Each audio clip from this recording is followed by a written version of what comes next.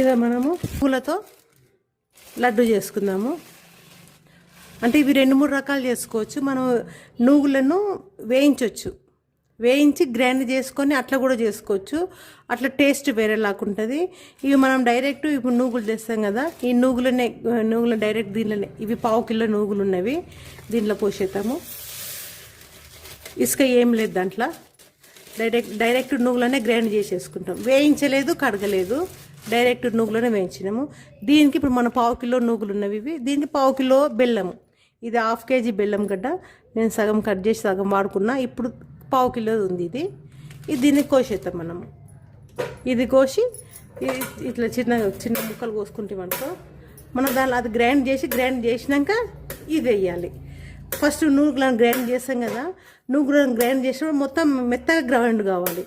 అంటే పొడి ఉండి మళ్ళీ నువ్వులు ఉండొద్దు. గ్రైండ్ చేసినాక మనం బెల్లం వేసి మళ్ళీ గ్రైండ్ చేయాలి దాంట్లో. ఇప్పుడు గ్రైండ్ చేసి చూపిస్తాను నేను. ఫస్ట్ దీన్ని గ్రైండ్ చేద్దాం. ఇట్లనే గ్రైండ్ చేసేస్తాను నేను. దీనిలో పురుగులు లేవు, ఇసుక లేదు, మంచిగా ఉన్నవి. మనము ఒకవేళ దీనిలో దుమ్ము ఉంది అనుకుంటే మనం కడిగి ఆరబెట్టాలి. కడిగి ఆరబెట్టినాక గ్రైండ్ చేసుకోవచ్చు. పచ్చివి గ్రైండ్ చేయడానికి రాదు. నువ్వులు కడిగినాక ఆ పచ్చివి గ్రైండ్ చేయడానికి రాదు. కొంచెం బట్ట మీద పోసి ఆరుతవి, అట్లా గ్రైండ్ చేసుకోవచ్చు. ఇట్లా గ్రైండ్ అయింది కదా. ఇంకా ఇట్లా పూర్తి మెత్తగా కావద్దు, ఇట్లా కొంచెం నువ్వులు ఉండాలి. పూర్తి మెత్తగా అయితే మనము ఆయిల్ వచ్చేస్తుంది, అందుకని పూర్తి మెత్తగా చేయొద్దు. ఇట్లా పొడి ఉండేది ఇట్లా అవుతుంది చూడు. కొంచెం నువ్వులు మెదగాలి. ఇప్పుడు మనం దీంట్లో బెల్లం వేస్తాము. ఈ బెల్లం ఉంది కదా, ఈ బెల్లం వేసి గ్రైండ్ చేద్దాం. ఈ ముక్కలు చేసి పీసెస్ చేసి వేయాలి. మనం ముద్ద వేస్తే గ్రైండ్ కాదు. ఇట్లా ఒకసారి గ్రైండ్ చేసినాక ఇది అవుతుంది. మొత్తం వేస్తే చుట్టుకపోతుంది. ఇంకా చేసాము. అది గ్రైండ్ చేస్తుంటే ముద్ద అవుతుంది. ఇట్లా చుట్టుకపోయినట్టు అవుతుంది మధ్యలో.